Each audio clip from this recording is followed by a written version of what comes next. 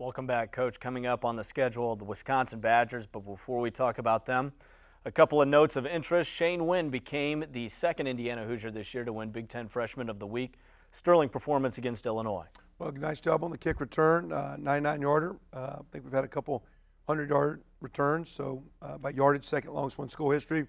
I think the first time a freshman's done that, had a couple catches, and as a young player, we've got to keep him coming along. He's got a nice future for us. Trey Roberson got a lot of action in that game against Illinois. What did you see out of him?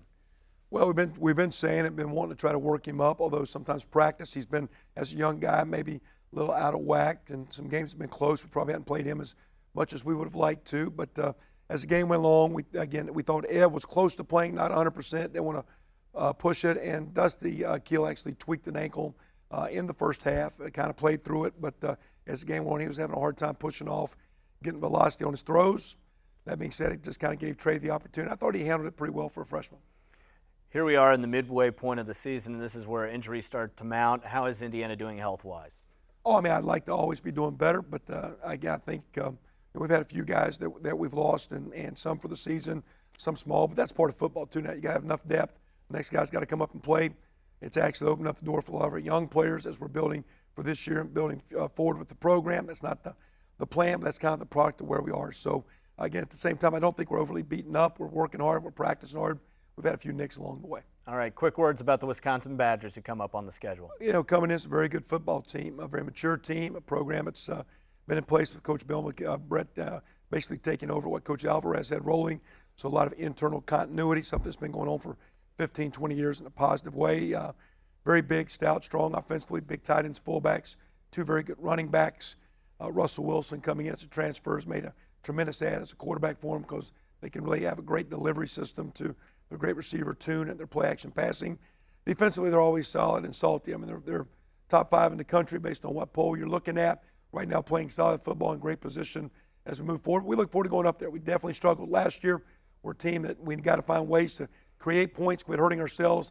And more than anything, we got to start being a program like Wisconsin that learns to play physical football, tough football. That's a football team last year. Jeremy had 22 all-academic Big Ten players. That's why they're a great team, too. Good players, good kids. That's what we're trying to build as we move forward here. All right, we're going to take a quick timeout. When we return, we'll go behind the scenes with Indiana football. The Press Box is a busy place on home football Saturday afternoons in Bloomington, run by Athletic Communications Director for Football Jeff Kaag. Over 125 to 150 credentialed media find their seating in the Indiana Press Box. To the far right of the Press Box is the visiting radio booth. To the far left is the home radio booth occupied by Don Fisher and crew.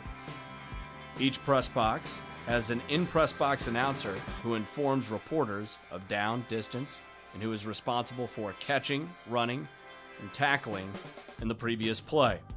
The press box announcer is assisted by a spotter, and there are official statisticians who provide live updated stats for the radio and television crews.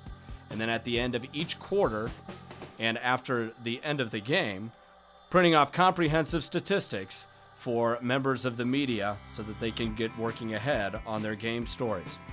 In the press box, too, it's a place where the press is able to eat, as there is a full buffet, Coke machine, and they always take advantage. Not only are there print reporters, radio and television crews, but it's also a place where radio stringers provide updates to radio stations across the country. Now you've gone behind the scenes with Indiana football from the Press Box. That does it for this week's show. Tune in next week when we recap the game against Wisconsin, preview the upcoming contest against Iowa.